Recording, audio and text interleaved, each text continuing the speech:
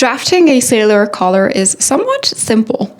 And today I'm going to be using basic pattern making for designers. Because I'm going to be upcycling, instead of a base pattern, I'm going to use my shirt's measurements to use as a base pattern. If you're going to make a whole shirt, then you can start with your base pattern. But if you're going to be upcycling, I do recommend that you base everything off of your shirt. Before I touched a pair of scissors, I had two decisions to make. And I think these are worth talking through because they will affect how you approach this on your own shirt. The first decision regards the front opening.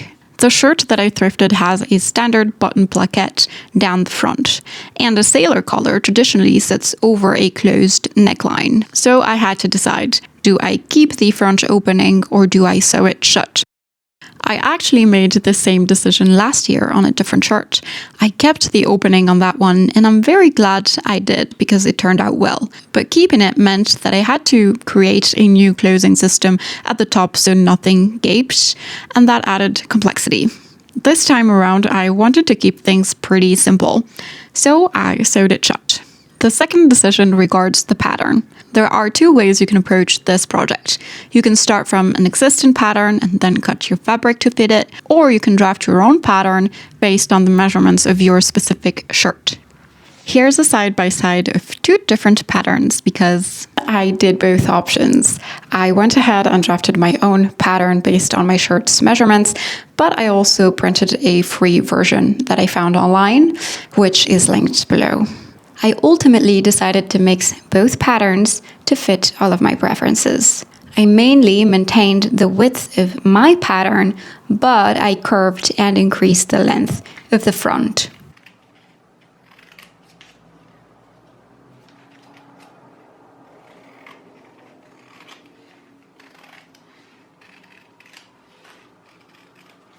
Once I had the pattern settled, the first thing I did was remove the original collar. Take your time here, all you need is a seam ripper and a lot of patience. The neckline seam on the shirt is usually sewn twice, so you'll be unpicking through two lines of stitching. With the collar off, I moved to the front opening. Because I wanted the finished shirt to look as clean as possible, I didn't just top stitch the placket shut, I opened the button trim entirely, took the whole placket apart so I could close the front seam from the inside and then repress everything flat. It is a few extra steps, but the result is a front seam you can barely see. Completely worth it, if you ask me.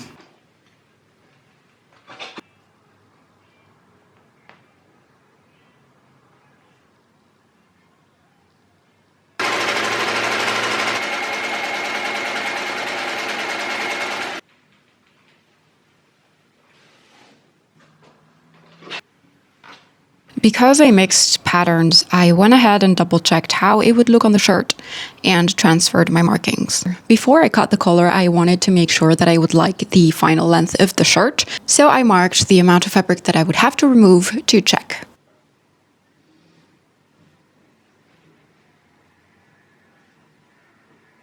Then the collar itself. I cut two pieces from the shirt fabric, one for the top and one for the underlayer. Right sides together, you sew around the outer edge, leaving the neckline open.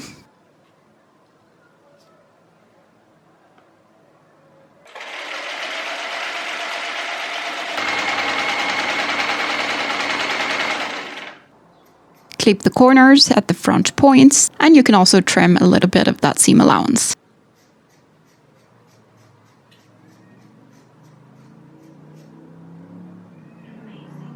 Turn it inside out and give it a good press, because pressing really matters.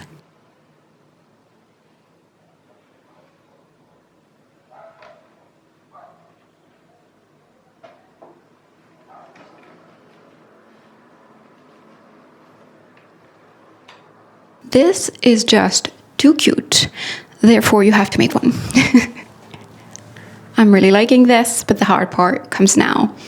I have to line up the neckline, cut my new neckline on my shirt, and basically just sew it on and slap some interfacing to hide the stitches. And that's it. I accounted for 1 centimeter of seam allowance, so I'm going to do the stay stitching at 0.5 just to make sure that it's hidden underneath the interfacing.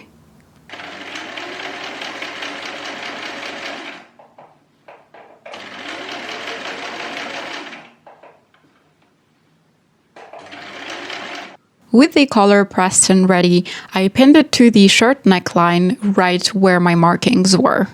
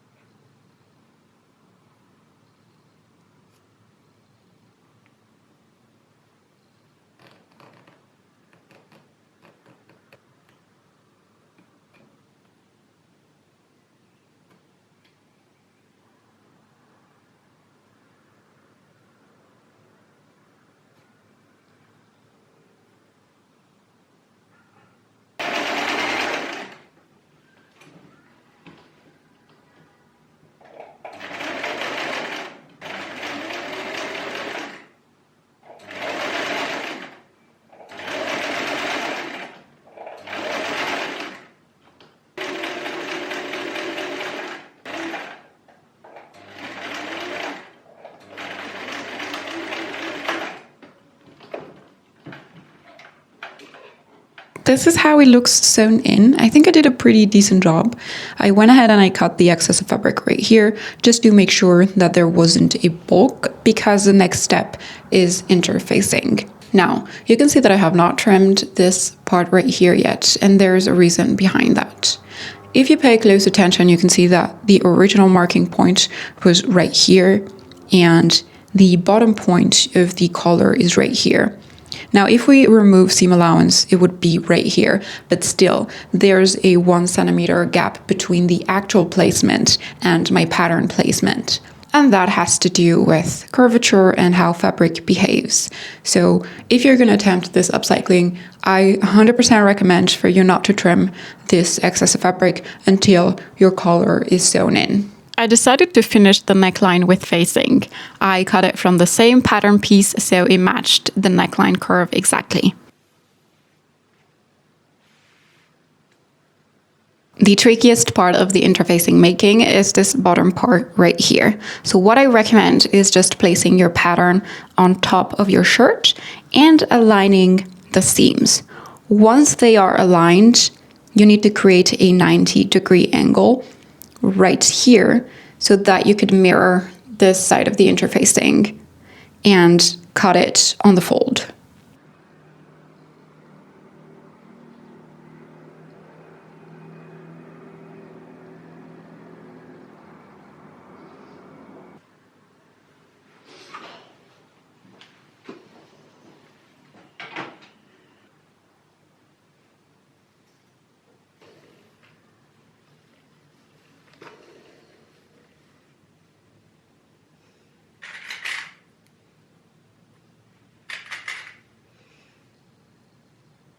The facing goes on after the collar is already attached, right side of facing to right side of the shirt, sandwiching the collar seam allowance between them. The trick here is to sew along the neckline using the same seam allowance. I did mark my seam allowance in the meeting point, which helped tremendously.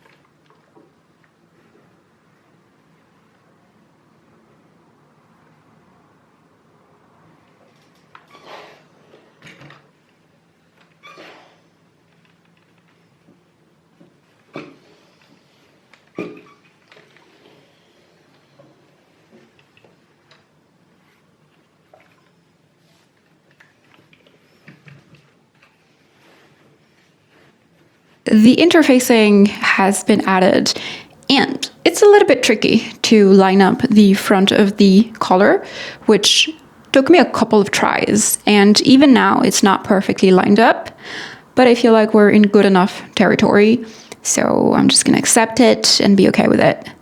I tried it on, and honestly, it's hardly noticeable, but yeah, it was a bit tricky.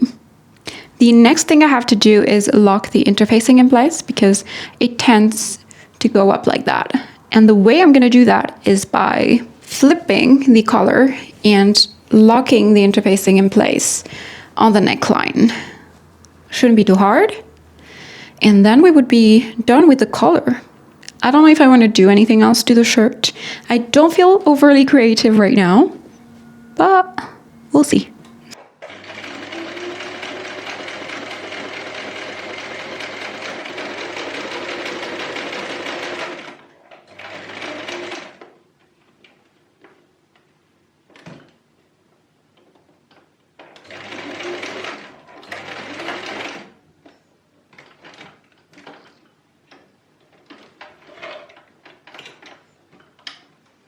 The shirt came with a belt, and I spent a long time thinking about what to do with it. In fact, longer than I'd like to admit. See, I'm very conscious about waste, and looking at my wardrobe, I knew that this was probably the only opportunity that this belt was ever going to have.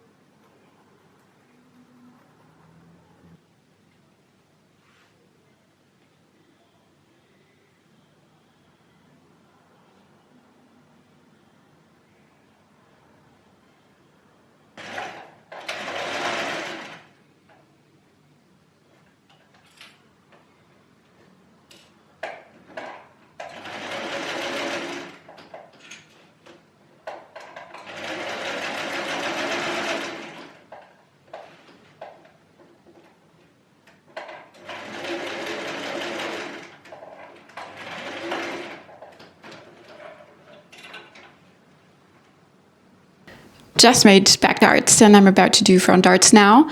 And I don't want to cinch this shirt too much, but because it's so oversized, I thought it'd be a great idea to sort of box it out a little bit. And then I will be installing the belt, but it's not going to be a belt.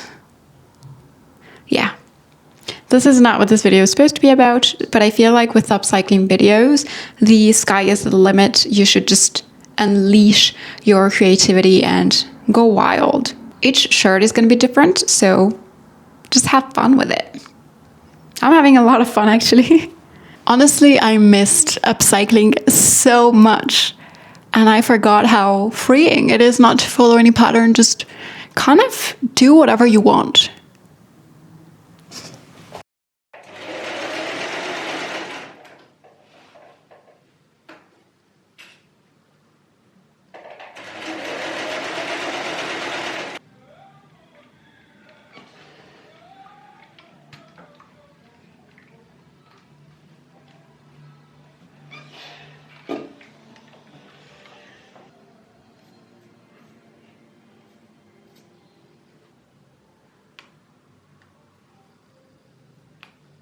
So eventually I decided to use it at the hem. And the moment I pinned it in place, I knew that it was the right answer. With the belt, the shirt feels finished in a way that I could not even have planned from the start, which made me truly wonder, if you saw the final piece on the street, would you think it's upcycled? And just like that, we turned a normal shirt into this. The thing I keep coming back to with upcycling is that you're not just changing a garment, you're extending its life and giving it a new context. This shirt was made by someone, worn by someone, donated, and now it has a new life with me. I have to say that this has been my personal favorite upcycling so far, but I've got plenty of new ideas for the future, so if you'd like to see those, consider subscribing. Now, one thing I'm curious about is, if you were making this, would you cut the color from the same fabric as the shirt, or would you go for a contrast? Let me know in the comments your favorite combination.